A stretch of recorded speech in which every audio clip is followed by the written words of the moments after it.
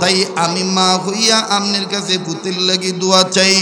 আমনে আল্লাহর কাছে বলবেন আল্লাহ যেন আমার পুত আনাসরে ধনী বানায় দেয়।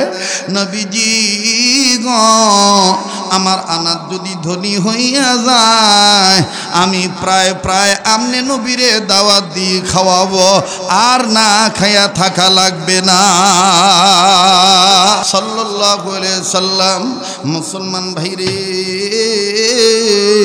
এবার সাহাবী আনাস রাদিয়াল্লাহু তাআলা ডাক দিয়ে বললেন নবী গো আমার মা কান্দি। নবী আমার ডাক দিয়ে বললেন আনাস তোমার মা কান্দে কেন, কি বলতে চায় বলতে বলো। সাহাবী আনাস রাদিয়াল্লাহু তাআলা নূর মা দিনের নবী মুহাম্মদ সাল্লাল্লাহু আলাইহি সাল্লামকে ডাক দিয়ে বললেন ইয়া রাসূলুল্লাহ ইয়া হাবিবাল্লাহ, আমি মা আমার কলিজার মধ্যে আগুন জ্বলতেছে সন্তানের লাগি, আমার ভূতের লাগি আগুন জ্বলে। কি কারণে আগুন জ্বলে বলো। সাহাবী আনাসের মা কে আমার নবী ডাক দিয়ে বলতেছেন মা কি কারণে তুমি কান্দো তুমি বলো। এবার মা ডাক দিয়ে বলতেছেন নবীজি গো আমি প্রায় দেখি আমার ভূত আনাস আপনার দরবার থেকে না খাইয়াই খবর নিয়ে জানতাম পারি আপনিও না খাইয়া থাকেন। আপনি মাঝে মধ্যেই পেটের বেদনা সহ্য করার লাগি পেটে পাথর বেঁধে রাখেন নবীজি গো। তাই আমি মা হইয়া আমনের কাছে পুতের লাগি দোয়া চাই। আপনি আল্লাহর কাছে বলবেন আল্লাহ যেন আমার পুত আনাসরে ধনী বানায় দেয়।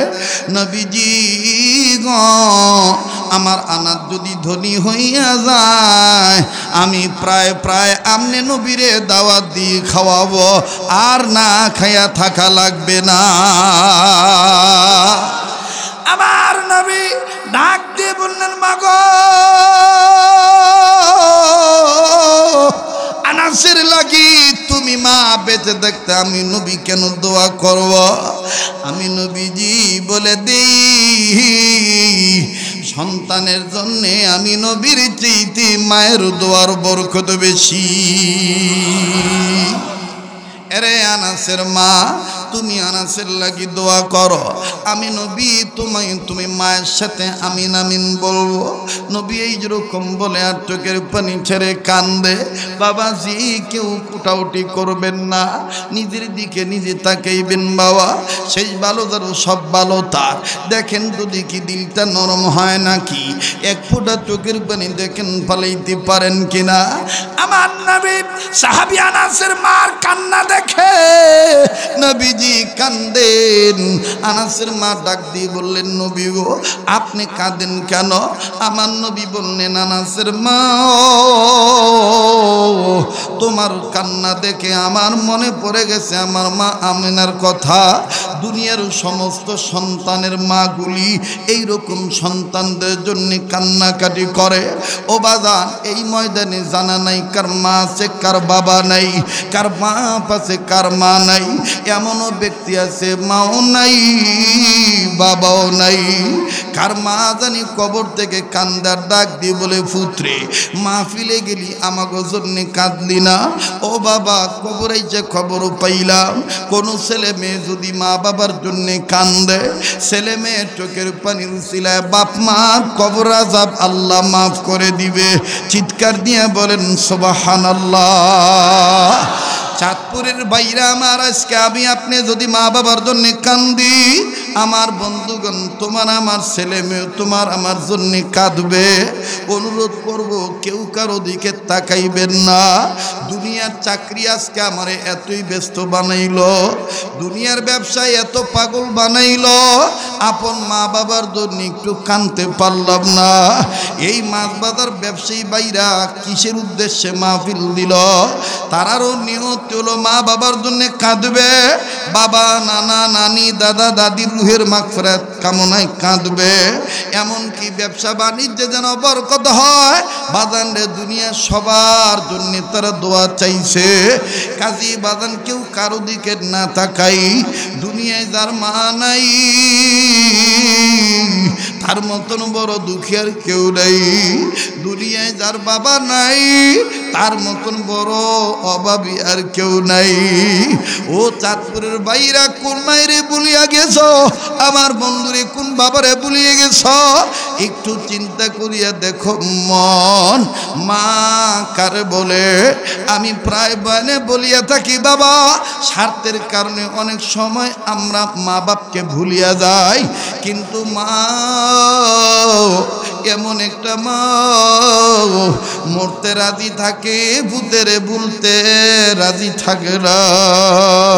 কথা বলেন ঠিক না বেঠি? বাদাম আমি লম্বা করব না, 2-3 মিনিটের মাধ্যমে শুধু টাচ দিয়ে যাব। আমার বন্ধুগণ ইন্টারনেটের মাধ্যমে শুনেছেন, মোবাইলের মাধ্যমে শুনেছেন, এই আমার ভাইরা আমাদের এই এলাকার একজন প্রতিবেশীর কথা, বিদেশের জমিনে নিজস্ব পারিবারিক লাইফ ডেভেলপের আশায় কয়েকটা সন্তানের মধ্যে সবচেয়ে ছোট সন্তানকে বিদেশ পাঠানো হইল। বিদেশের বাড়িতে যখন পুত চলিয়া গেল, 1-1.5 মাস আমার বন্ধুরে মায়ের সাথে যোগাযোগ ছিল, কিন্তু হঠাৎ করে 2 মাস 5 দিন চালিত অবস্থায় 20 দিন ধরে মায়ের সাথে ভূতের কোনো যোগাযোগ নাই।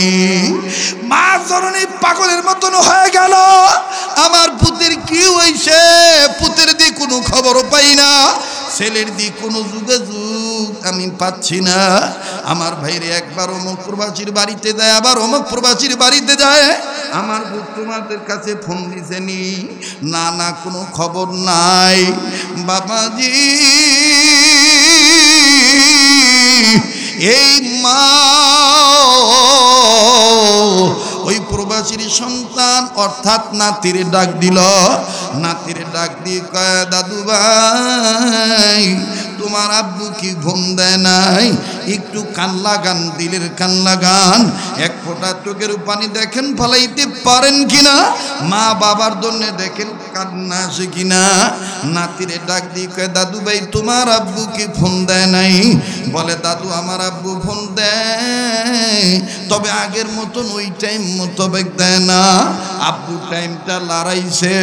কি হয়েছে দাদু তুমি কান্দো কেন? ডাক দিয়ে বলে, দাদু ভাই তোমার আব্বু যখনই ফোন দেখ না কেন, তোমার আব্বুর মোবাইলটা আমার কাছে নিয়ে আসবা। আমি তোমার আব্বুরে নিয়ে 20 দিন আগে খুব একটা খারাপ স্বপ্ন দেখছি, এই স্বপ্ন দেখার পর থেকে আমার আর ভাল লাগে না, আমার খাওয়া দাওয়া বন্ধ হয়ে গেছে, ঘুমাইতে গেলে ঘুমও ধরে না। আমি শুধু জিজ্ঞাসা করবো, আমার ভূত তুমি কেমন আছো? আমার ভূতের কাছে দুনিয়ার কোনো কিছু চাওয়ার লাগে আমি ফোনে কথা কইতাম না। দাদু ভাই পারবানি তোমার আব্বার মোবাইলটা আমার কাছে আইনা দিতে পারবানি?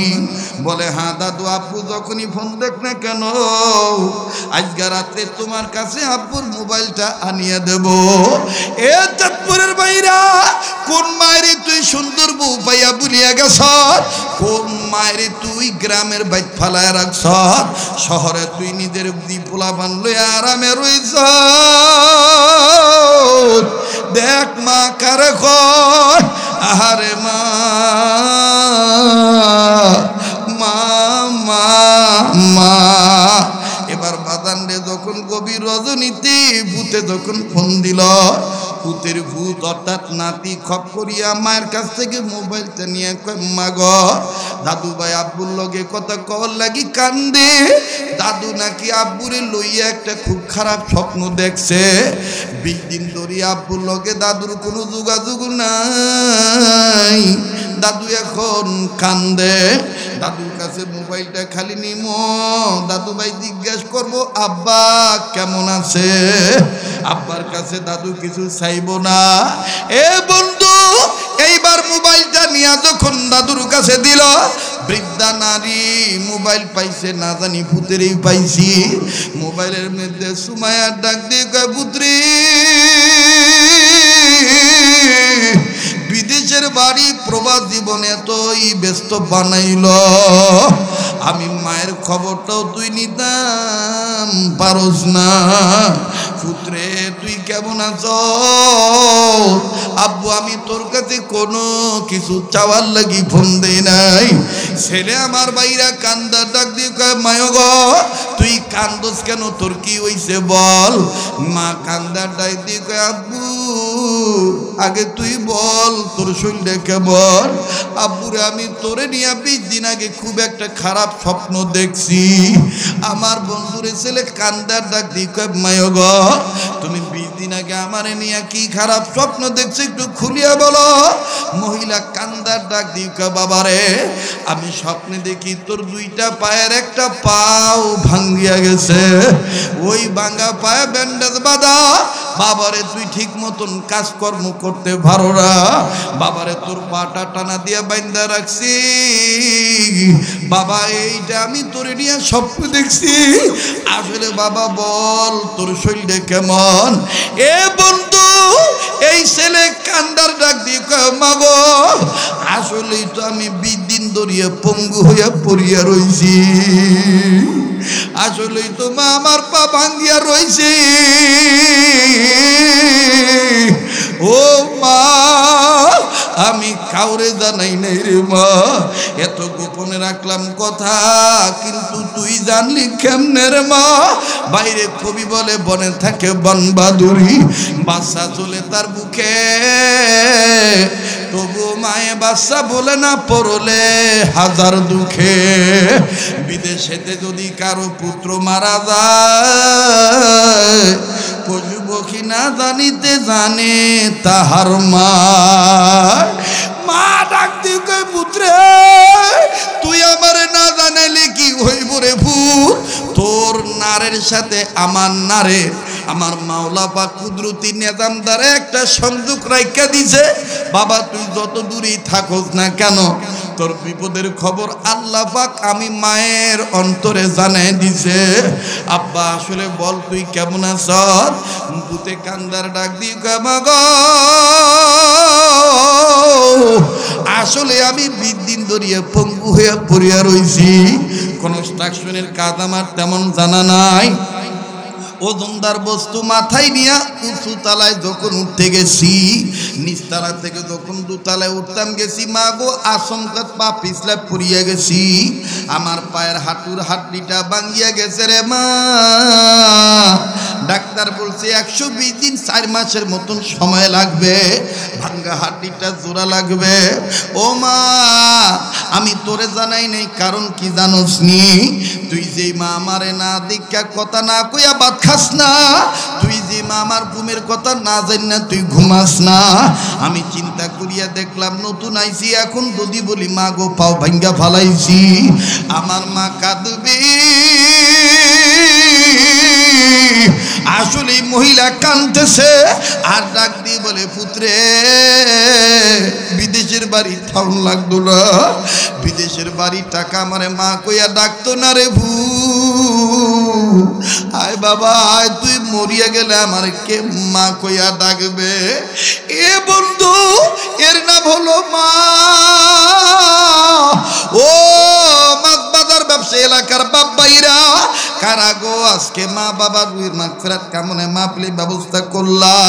আমি মুসাফির, আমি তোমাদের লাগি দোয়া করব বাবা। আমি দেখতেছি অনেক আলেমরা কাঁদতেছে, আজকের কান্নার আওয়াজ আজকের কান্নার চোখের পানি আমার আল্লাহ ফেরত দিবে না। আরে ভাই কার মা বাপ দুনিয়ায় নাই, ওই আল্লাহকে রাজির জন্য মা বাবার কবর আযাব মাফের আশায় একটা ডাক দেন না, বলেন না আল্লাহ দেন না।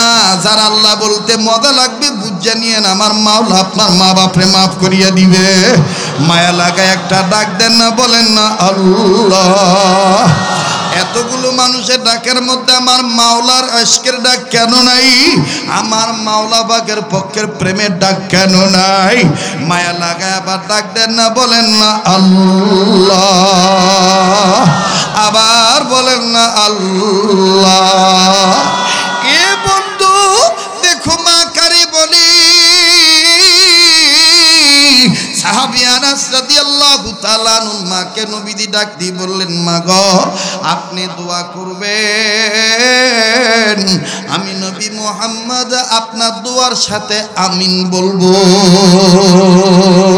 সাহাবী আনাসের মা ডাক দিয়ে বললেন, ইয়া রাসূলুল্লাহ, ইয়া হাবিবাল্লাহ, আমি চাই আপনি দোয়া করবেন আর আপনি বলতেছেন আমারে দোয়া করার লাগি। আমার নবী ডাক দিয়ে বললেন, আনাসের মা আমি নবীজি বলে দিলাম, সন্তানের ক্ষেত্রে নবীর চাইতে মায়ের দোয়ার বরকত বেশি। এই কথা শোনার পরে আমার নবীজির কথা মোতাবেক এবার সাহাবী আনাসের মা দুই হাত আল্লাহর দরবারে তুলিয়া ডাক দিয়ে বললেন, আল্লাহ আল্লাহ আমার আনাসকে তুমি ধনী বানায় দাও। নবীজি বললেন আমিন।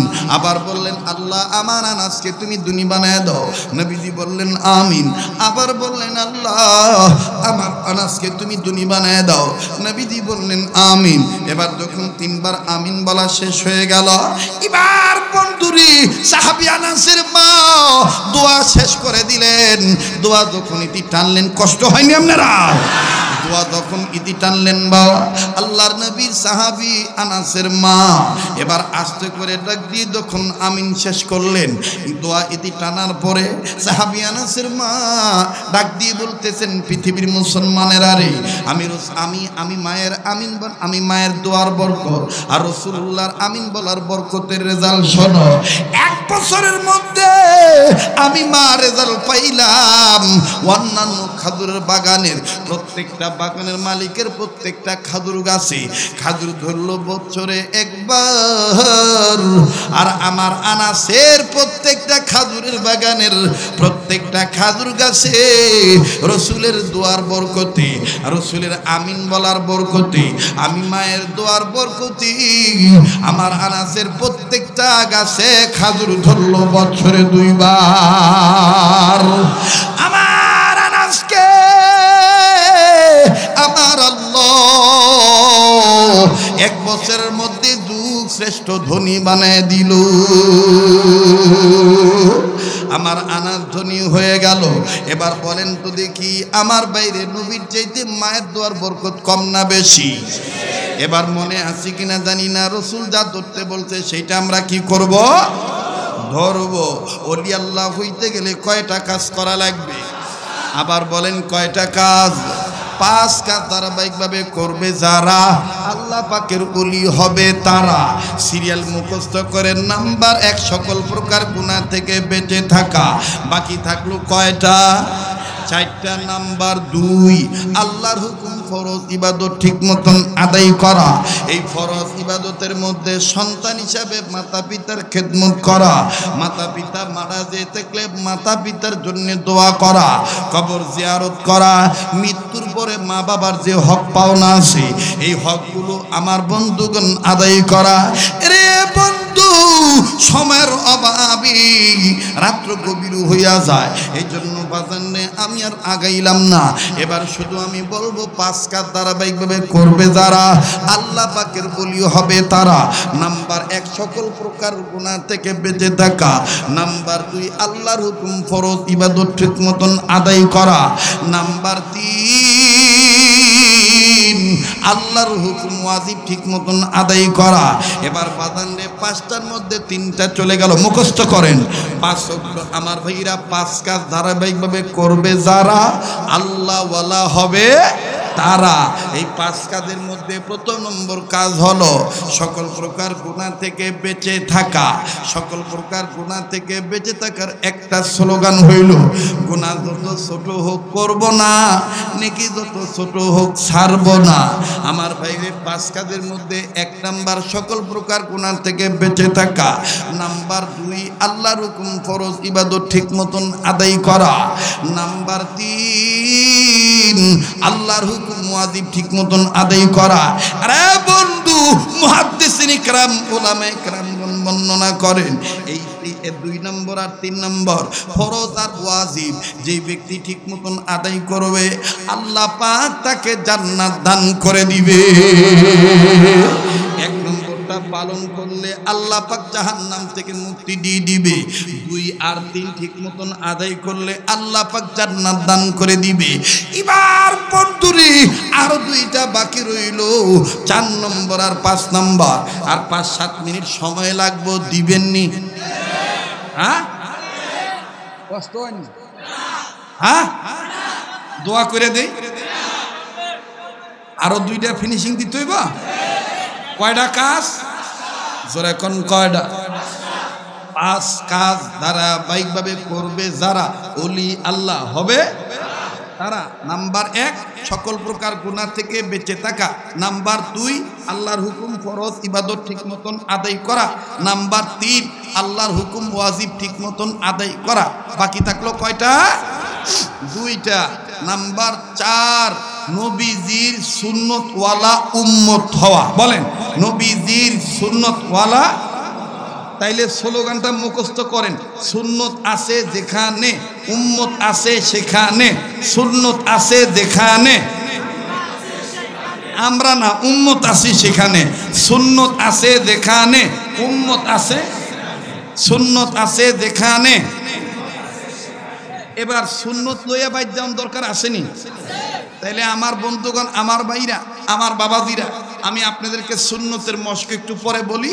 5 নম্বরটাও বলি। 5 নম্বরটা হইল নিজের অভ্যাসকে নফল আমলের অভ্যাসে পরিণত করা।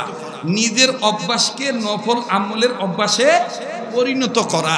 আমার ভাইরা, এই 5 কাজ ধারাবাহিকভাবে করবে যারা, আল্লাহ পাকের ওলি হবে। তাহলে এই 5টা কাজ আমরা করতে পারব ইনশাল্লাহ? পারবো তো ইনশাল্লাহ? আর এই 5 কাজ নিজে নিজে ইচ্ছা স্বাধীন করা যায় না। আল্লাহ ওয়ালাদের সোবতে থাকতে হয়, আলেমদের সাথে মিশে থাকতে হয়। যেইটা জ্ঞানের অভাব আছে এইটা জানলেওয়ালাদের কাছ থেকে জাইনা নিতে হয়।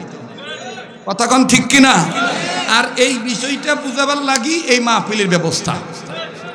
এই বিষয়টা বুঝাবার লাগি মাহফিলের ব্যবস্থা।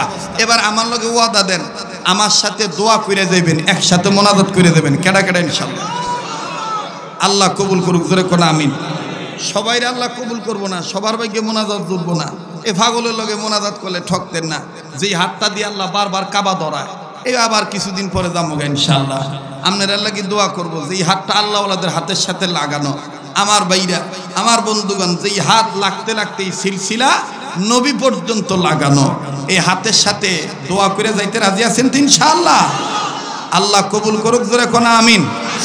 আবার বলেন আমিন। যারা দাঁড়ায় আছেন পারলে বসে পড়বেন, আমি কিছুক্ষণের মধ্যে মোনাজাত করে দেবো। আপনারা জেনে আছেন এমনি এনই থাকবেন। তবে মোনাজাতের পূর্বে একটা সুন্নতের দাওয়াত দিই, দিতাম নি? দিম তো? স্লোগানটা দেন, সুন্নত আছে যেখানে উম্মত আছে, সুন্নত আছে যেখানে উম্মত আছে সেখানে। আমার ভাইরা, এবার আপনারা বুঝে শুনে জবাব দিবেন। আমরা মানুষ হিসেবে সবাই চাই জীবনভর রোগমুক্ত থাকতে। কথা কয় না? আমরা মানুষ হিসাবে সবাই চাই অভাব মুক্ত থাকতে। আমরা মুসলমান হিসাবে সবাই চাই মরণের সময় কালমা পইরা মরতে। ঠিক কিনা? তাহলে কথা 3টা মুখস্থ করেন, রোগ মুক্ত জীবন, অভাব মুক্ত জীবন, ঈমানযুক্ত মরণ। বলেন, রোগ মুক্ত জীবন, অভাব মুক্ত জীবন, এরপরে ঈমানযুক্ত, ঈমানযুক্ত মরণ। এই 3টা ফজিলত পাইবেন একটা সুন্নতের প্রতি যদি গুরুত্ব বাড়ায় দেন। কইতাম নি? বোঝা যায়নি কথা? সবাই বুঝতে পারছে তো ইনশাল্লাহ? একটা সুন্নত। আমার ভাইরা, সুন্নত সবই দামি। তন্মধ্যে ওলামায়ে কেরামগণ লেখেন খানা খাওয়ার আগে এবং পরে। কখন কখন? খানা খাওয়ার আগে এবং পরে। টোটাল সুন্নত হলো 17টা। কয়টা? 17টা। এর মধ্যে 4 নম্বর সুন্নত আবু দাউদ শরীফের হাদিস। শুনতেছেন নি আপনারা? বোঝা যায়নি? আবু দাউদ শরীফের হাদিস 4 নম্বর সুন্নত, খানা খাওয়ার আগে পরে 2 হাত কবজি পর্যন্ত ধৌত করা। বলেন কয় হাত? কোন পর্যন্ত? কখন কখন? ভুলে গেছে গা, মনোযোগ নাই। কয় হাত? কোন পর্যন্ত? কখন কখন? খানা খাওয়ার আগে এবং পরে 2 হাত কবজি পর্যন্ত ধৌত করা। নবী বলেন আমার যে উম্মত এই 2 হাত কবজি পর্যন্ত ধৌত করবে, উম্মতের মধ্যে যে নর নারী, আল্লাহ পাক তাকে মরণ পর্যন্ত মহামারী মরণ ব্যাধি রোগ থেকে হেফাজতে রাখবে। একটু জোরে কোন সুবহানাল্লাহ। ব্যবসায়ী ভাইরা দ্বিতীয় ফজিলতটা শুনেন। নবী বলেন এই হাত দ্বারা কবজি পর্যন্ত ধৌত করবে খানা খাওয়ার আগে পরে। এই উম্মতের নর নারী যদি অভাবে থাকে, ঋণী থাকে, আল্লাহ পাক গায়বী নুসরত দ্বারা ঋণ পরিশোধ করার ব্যবস্থা করে দিলেন। নাম্বার 3, সুন্নতওয়ালা উম্মত হওয়ার বরকতে মরণের সময় কালমা পড়তে পড়তে মারা যাবে। তাহলে আজকে থেকে, এখন থেকে খানা খাওয়ার আগে পরে 2 হাত কবজি পর্যন্ত নিজে দমো, বাচ্চাদেরকে শিক্ষা দিব, বন্ধুদের কাছে তবলিগ করব, পারা যাইব নি? কারা কারা তৈরি আছেন ইনশাআল্লাহ? আল্লাহ কবুল করুক। জোরে কোন আমিন। আরো জোরে কোন আমিন। হাত নামান। আমার ভাইরা, এইরকম অসংখ্য সুন্নতের কিতাব আমার কাছে আপনারা পাবেন। আমার শায়খ মুর্শিদ হাটাজারি হযরত শেখুল ইসলাম আহমদ শফি রহমতুল্লাহ আলাইহির রুহানিয়াত ফাইজিয়াত বারাকাত লাভের আশায় উম্মতের আলেমদের পরামর্শ অনুযায়ী একটা সুন্নতের কিতাব আমি সংকলন করেছি, সুন্নতের রাসূল। যাদের প্রয়োজন, কেমনে খাইবেন, কেমনে ঘুমাইবেন, কেমনে টুপি মাথায় দিবেন, কেমনে মেসওয়াক করবেন, কত টাকা পয়সা কত টাকা নষ্ট হয়ে যায়, মুনাজাতের পরে আমার ভাইরা একটা সুন্নতের কিতাব নিয়ে যাবেন। আমার বন্ধুগণ বাচ্চাকে দিবেন, নিজের মার জন্য নিয়ে যাবেন, নিজের সন্তানদের জন্য নিয়ে যাবেন। ব্যবসা করেন, ফাঁকে ফাঁকে একটা করে সুন্নত মুখস্থ করবেন। কত টাকা পয়সা কত টাকা নষ্ট হয়ে যায়। আর একটা খুশির খবর, যারা হজ উমরায় যাইবেন দালালের খপ্পরে পড়বেন না।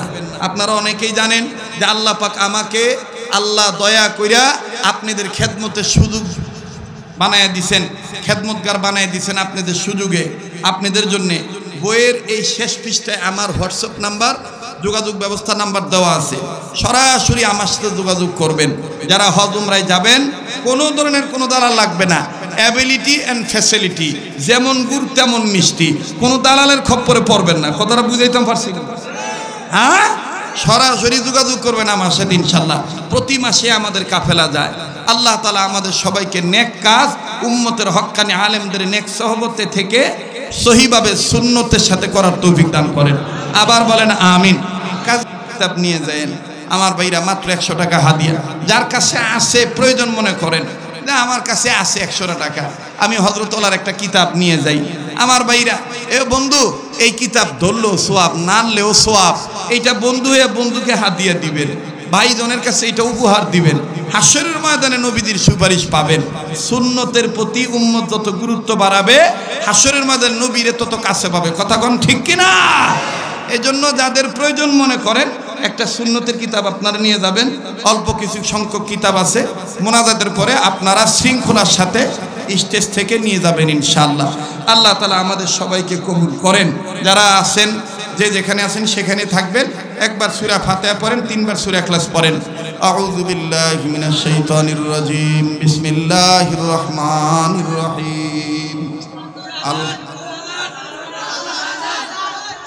আযান দিতে হইব সবাই? আচ্ছা তাহলে উঠছেন না, আমি দিব। আচ্ছা, আমি আওয়াজে আপনারা খুশি না বেদা?